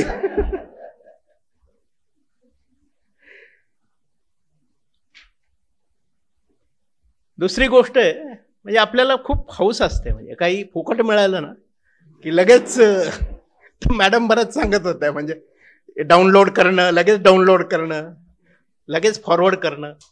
मीच पहिला म्हणजे लगेच सांगणं सगळ्यांना. हां, ह्या गोष्टी मला, त्यामुळं बऱ्यापैकी आपलं नुकसान होतं. आपल्याला एवढं लक्षात ठेवा की नो लंच इज फ्री. कुठलीही गोष्ट जी आहे जिथे फ्री तुम्हाला मिळतंय याचा अर्थ काहीतरी आहे, इम्प्लाइड मिनिंग आहे की तुमच्याकडनं काहीतरी घेतलं जाणार. त्यामुळे ह्या गोष्टींवरती जिथे काही फ्री गोष्टी मिळतात तिथे नक्की काहीतरी फ्रॉड होण्याची शक्यता सगळ्यात जास्त असते. त्यामुळे तुम्ही जिथे जाल तिथं कुठं फ्री वायफाय आहे का ते बघा, किंवा ह्या गोष्टी करू नका तुम्ही जास्त वेळ. आपला डेटा कॅरी करा. मी आजही माझ्या खिशामध्ये मी कॅरी करतो नेहमी. आपला कुठे जाऊ आपलं वायफाय कॅरी करतो किंवा मोबाईलमध्ये मग डेटा ऑन करतो. फ्री वायफाय हा जो प्रकार आहे बराच वेळा त्याच्यातनं सायबर क्राईम होण्याची शक्यता ही खूप जास्त असते. मॅडम बोलताना सेक्स टॉर्शन विषयी पण बोलल्या. मध्यंतरी ऑनलाईन बरेच लोक नेटवरती वेळ जात नाही म्हणून व्हिडिओ बघणं, रील बघणं हे काम करत असतात. आणि व्हिडिओ बघत असताना, रील बघत असताना सडनली एक इनकमिंग कॉल येतो, व्हिडिओ कॉल येतो, ऑन करतात आणि तो कॉल ऑन होतो आणि समोर असलेली महिला डायरेक्टली स्ट्रिपिंग करायला सुरुवात करते, पूर्ण कपडे काढायला सुरुवात करते. आणि ते काय होतंय हे कळायच्या आतच फोन बंद होतो. नंतर तुम्हाला लगेच 15 मिनिटांनी 20 मिनिटांनी फोन येतो की तुम्ही ऑनलाईन पोर्नोग्राफी हे करताय. तुमचा व्हिडिओ आमच्याकडे आहे. तुम्हाला जर ते थांबवायचं असेल तर आम्हाला एवढे पैसे द्या, नाही तर आम्ही यूट्यूबवरती किंवा तुमचे कॉन्टॅक्ट पण आमच्याकडे आहेत, त्या सगळ्यांना तुमचे हे व्हिडिओ, तुमचे फोटो आम्ही पाठवतो. तुमचा विश्वास बसणार नाही, पण हैदराबादला इवन एक रिटायर्ड हायकोर्ट जस्टिस, त्यांचा मला कॉल आला एकदा की सर मी बघत होतो माझ्या मुलाच्या डान्सचे व्हिडिओ आणि सडनली कॉल आला आणि असं काहीतरी झालं म्हणून. तर ही गोष्ट कुणाबाबतही होऊ शकते. याला आम्ही सेक्सटॉर्शन म्हणतो बेसिकली. हे जे सेक्सटॉर्शनचे जे रॅकेट्स आहेत हे ऑर्गनाइज रॅकेट्स आहेत आणि या सेक्सटॉर्शनच्या गुन्ह्यामध्ये फर्स्ट ऑफ ऑल घाबरून जाऊ नका. सोशल मीडियावरती तुमचे जे अकाउंट्स आहेत ते एकतर डिॲक्टिवेट करा किंवा रिसेट करा, पासवर्ड वगैरे चेंज करून घ्या. थोडे दिवस जरा सोशल मीडियावर ॲपियर होऊ नका, थांबा जरा. काही 2-3 दिवस आपण नाही जेवलो तरी काही होत नाही आपल्याला, तसंच आहे हे पण. सोशल मीडिया आजकाल म्हणजे एवढं ॲडिक्शन झालेलं आहे की एक दिवसही नेट नसलं तर खूपच हे होऊन जात आहे. म्हणजे अन्न, वस्त्र, निवारा आणि नेट हे चौथं आहे म्हणजे. तर असा प्रकार आहे सध्या. त्यामुळे थोडंसं त्यावेळी ज्या वेळी तुम्ही विक्टिम होत आहे त्यावेळी ही सावधानी तुम्हाला नक्कीच बाळगायला पाहिजे. माझ्या एका मित्राचा एक दिवस बांगलादेशमधनं कॉल आला. म्हटलं काय झालं? तो म्हटला काही नाही, मी व्हिडिओ बघत होतो आणि मला कॉल आला तिकडनं आणि मग मला पण नाही राहवलं, मग मी पण सुरू केलं. तर म्हटलं काय केलं? त्याने सांगितलं सगळं. म्हटलं नंतर काय झालं? म्हणे काही नाही, मग शांत.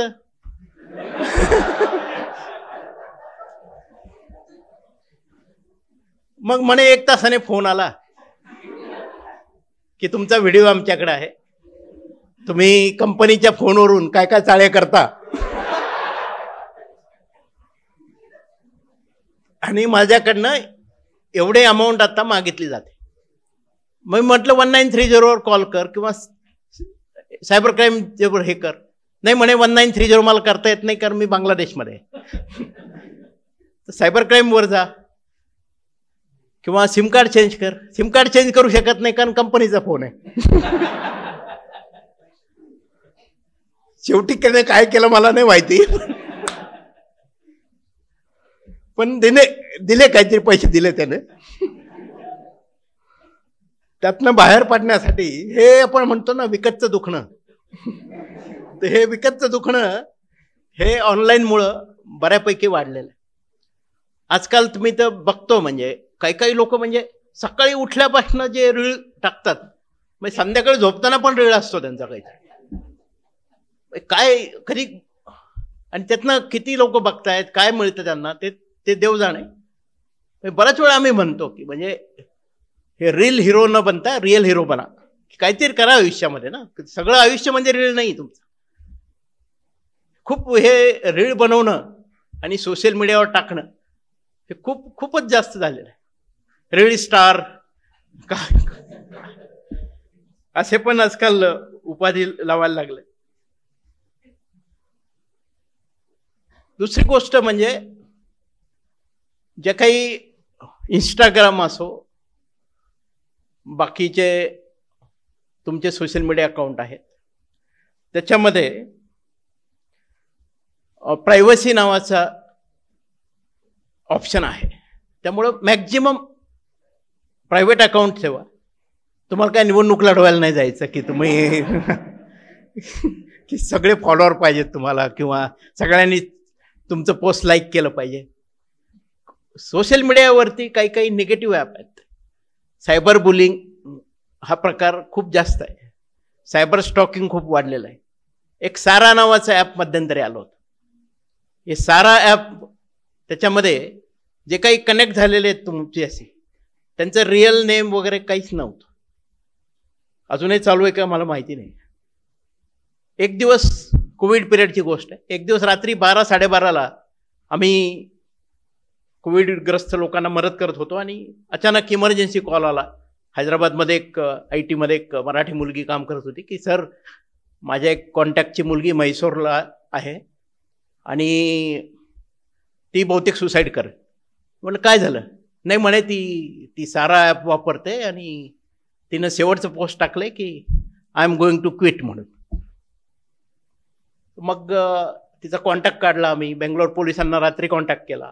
मग त्यांना घरी पाठवलं. तर ती मुलगी त्यावेळी ती प्लॅनिंग करत होती. फॅनला हे करून हँग करण्यासाठी तिचं प्लॅनिंग चालू होतं.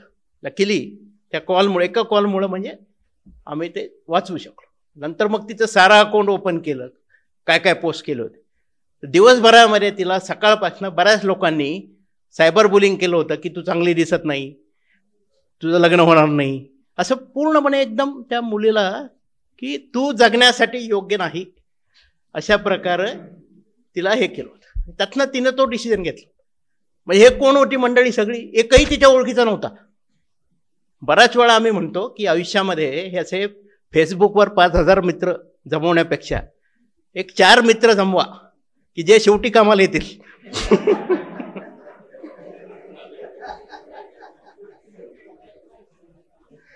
रामनाम सत्य आहे. नाही तर शेवटी जे कोविडमध्ये झालं कोणीच नव्हतं. बॉडी आम्ही उचलल्या, पोलिसांनी उचलल्या बॉडी. लास्ट राईड सर्व्हिस म्हणून आम्ही सुरू केलं होतं.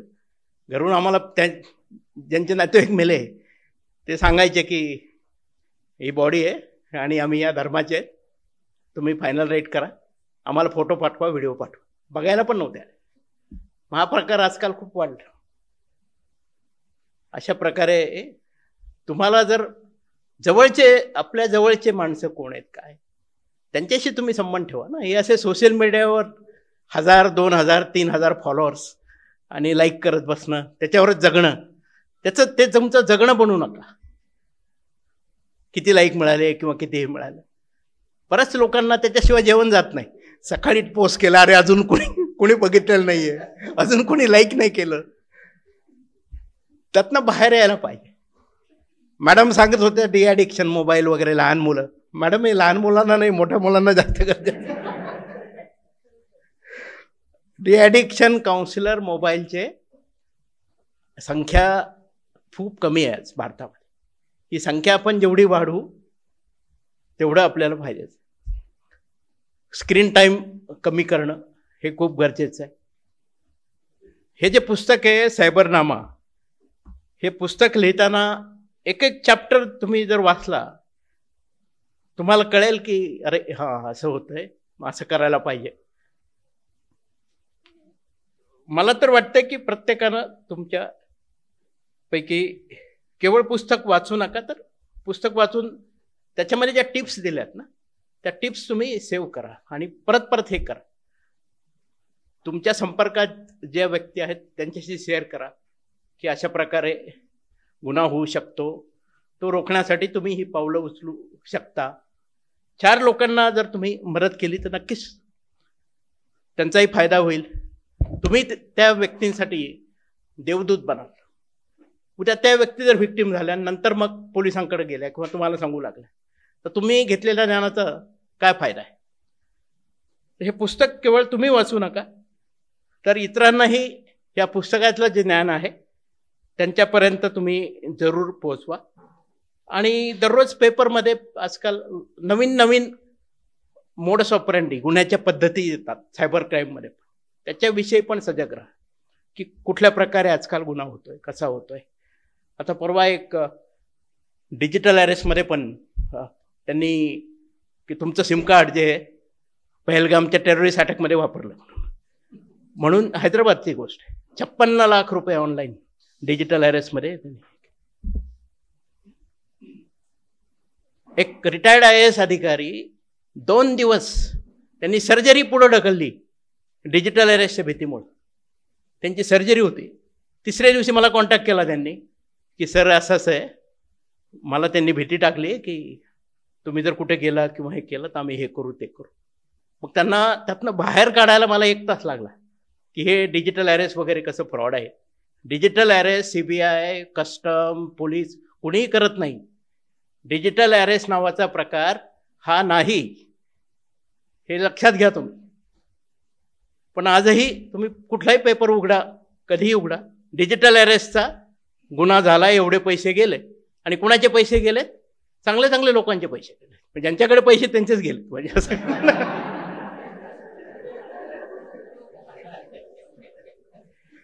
फक्त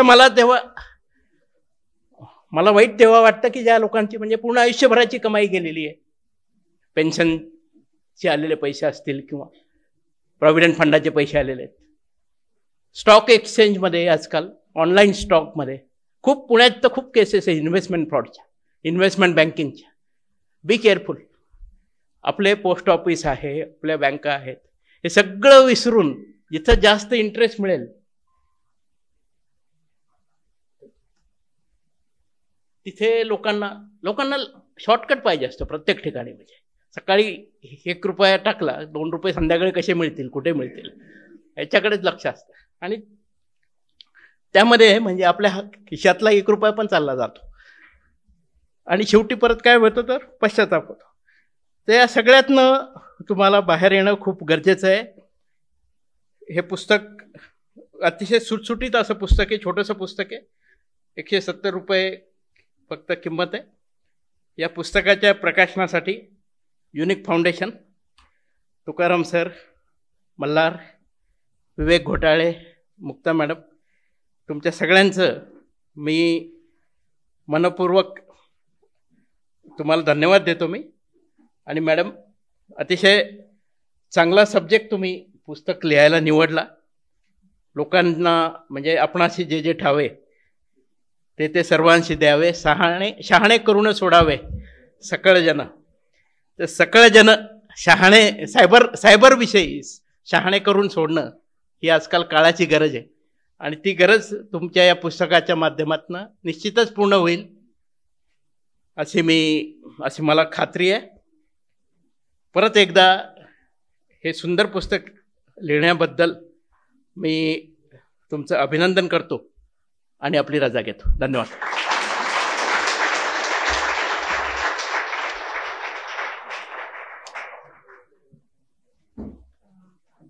सरांच्या खूप छानशा या भाषणामध्ये तुम्हाला वेगवेगळे सायबर क्राईम समजले असतील.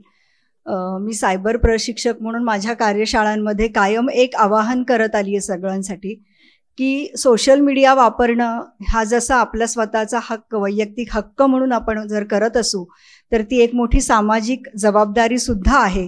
आणि आत्ता AI वरती आपण जी तरुण मुलं वेगवेगळे, तरुण नाही सगळेच घेतात, वेगवेगळे चॅलेंजेस घेत आहेत. तर एक लक्षात ठेवा की पहिली व्हर्च्युअल रेप केस रजिस्टर झालेली आहे. एखाद्या व्यक्तीला म्हणजे लंडनमध्येही रजिस्टर झाली आहे की तिच्या चेहरा घेऊन आणि गेम केला की तुम्ही तो रेप करा. तर त्या व्यक्तीची मानसिकता, त्या स्त्रीची मानसिकता काय असेल जिनं कायद्यानं हे लढली आहे. तुम्ही सोशल मीडियावरती जे वेगवेगळे चॅलेंजेस घेतात आत्ता, कदाचित तुमच्या बाबतीतही असं काहीतरी घडू शकतं. आणि त्याच्यासाठी मी आवाहन करते माझ्या प्रत्येक कार्यशाळेमध्ये की तुम्हाला, जसं सरांनी सांगितलं की असे खूप असंख्य शाळा कॉलेजेसमधले तर खूप मुलं आम्हाला येऊन सांगतात की त्यांच्या बाबतीत स्ट्रिपिंगचे किंवा ह्याचे आले. तुम्हाला अशी कुठली लिंक आली तर बघण्याचा मोह तर टाळाच, परंतु फॉरवर्ड करू नका. म्हणजे अधिक स्प्रेड तुम्ही ते करू नका. आणि मला वाटतं की हा संदेश सगळ्यांसाठीच आहे, तरुण मुलांसाठी नाही. तर वयस्करांना असं वाटतं की आम्ही अडल्ट आहोत तर आम्हाला अधिकार आहे सगळं बघण्याचा किंवा हे करण्याचा. तर अशा गोष्टी फॉरवर्ड करणं टाळा. त्यामुळे मी प्रत्येक कार्यशाळेचा माझा समारोप तसा असतो, तसं आजच्या कार्यक्रमातही माझं आवाहन आहे की सोशल मीडिया ही तुमचा वैयक्तिक आनंदासाठी असेल तरी समाज म्हणून आपण एक जबाबदार नागरिक म्हणून त्याचा योग्य तो वापर करावा. धन्यवाद. धन्यवाद सर. सायबर गुन्ह्यासारखा अतिशय गंभीर विषय भागवत सरांनी त्यांच्या नेहमीच्या हातोटीच्या पद्धतीने हसत खेळत तो आपल्यापर्यंत पोहोचवला. त्याच्यातला गमतीचा भाग सोडून द्या, पण तुमच्या एक लक्षात आलं असेल की जिथं DG साहेबांना सुद्धा इतक्या मोठ्या प्रमाणात फ्रॉड कॉल येतात, तिथं आपल्यालाही फार येत असतात, वेगवेगळ्या पद्धतीने येत असतात. तर ही सुरक्षा across the region, across the class, caste, सगळ्यांसाठी, सर्व वयोगटातल्या लोकांसाठी सायबर गुन्ह्यांचा प्रश्न हा गंभीर बनत चालला. आणि सरांनी सुरुवातीलाच म्हटल्याप्रमाणे की फ्युचर क्राईम हे सायबर क्राईम असतील. तर माहिती घेणं, काळजी घेणं, सुरक्षित राहणं हेच आपल्या सर्वांच्या हातात आहे. त्यामुळे आपण ती काळजी घेऊयात. आणि मी आपल्या सर्वांच्या वतीने भागवत सरांचे आभार मानतो की त्यांनी अतिशय हसत खेळत पद्धतीने सायबर गुन्ह्यासारखा विषय आपल्यापर्यंत पोहोचवला आणि नक्कीच याचा फायदा आम्हा सर्वांना होईल. या पुस्तकालाही मी शुभेच्छा देतो आणि या कार्यक्रमाची सांगता करण्यासाठी मी फाउंडेशनचे सदस्य केदार देशमुख यांना आमंत्रित करतो आणि इथे मी थांबतो. धन्यवाद. धन्यवाद महेश सर. आज आपण इथे सगळेजण जमलोय त्या पुस्तकाच्या प्रकाशनाच्या निमित्ताने आणि विशेषतः भागवत सरांचं व्याख्यान ऐकण्यासाठी. आज आपण जे प्रकाशित केलेलं पुस्तक आहे ना, त्याच्याबद्दल एक थोडीशी सूचना देतो. आज प्रकाशन असल्यामुळे सायबरनामा हे पुस्तक सवलतीमध्ये 100 रुपयात आज सर्वांसाठी उपलब्ध आहे. आवर्जून सगळ्या विद्यार्थ्यांनी आणि मान्यवरांनी विकत घ्यावं आणि आपल्या मित्र आणि सहकाऱ्यांना निश्चितपणे त्याबद्दल सांगावं. सर म्हणले त्याप्रमाणे, भागवत सरांनी म्हणल्याप्रमाणे सायबरनामा हा निश्चितच आपला एक पुस्तक जरी असलं तो कृती कार्यक्रम आहे आपल्या सर्वांसाठीच. त्याप्रमाणे आपण ॲक्शन्स घेतल्या पाहिजे आपल्या दैनंदिन व्यवहारामध्ये. विशेषतः आज जे कार्यक्रमाचं जे संयोजन झालेलं आहे त्यासाठी कार्यक्रमासाठी उपस्थित लांबून आलेले, तेलंगणामधून आलेले सर भागवत सर, लेखिका मनपे मॅडम असतील, आपल्या युनिक अकॅडमीचे संचालक Malhar sir, Tukaram sir, unique फाउंडेशनच्या संचालिका मुक्ता मॅडम, कार्यकारी संचालक विवेक सर आणि युनिक अकॅडमीमधले अनेक मान्यवर प्राध्यापक, आमचा स्टाफ आणि शहरातून विशेषतः साताऱ्यातून आलेले बरेचसे मान्यवर, सुचित्रा मॅडम असतील, दळवी मॅडम असतील आणि मॅडमचे सर्व सहकारी, यांच्या सर्वांचे धन्यवाद व्यक्त करतो. विशेषतः या कार्यक्रमाला आवर्जून असणारे आमचे विद्यार्थी, त्यांचं खऱ्या अर्थानं त्यांचं कौतुक करावं असं वाटतं की त्यांनी अशा महत्त्वाच्या विषयाला मोठ्या संख्येने आज उपस्थित राहिलेली आहे. तसंच व्हिडिओच्या माध्यमातून बरेच विद्यार्थी हे ऑनलाईन कनेक्ट आहेत, त्यांचे पण मी आभार व्यक्त करतो आणि कार्यक्रम इथेच संपलाय असं मी घोषित करतो. धन्यवाद.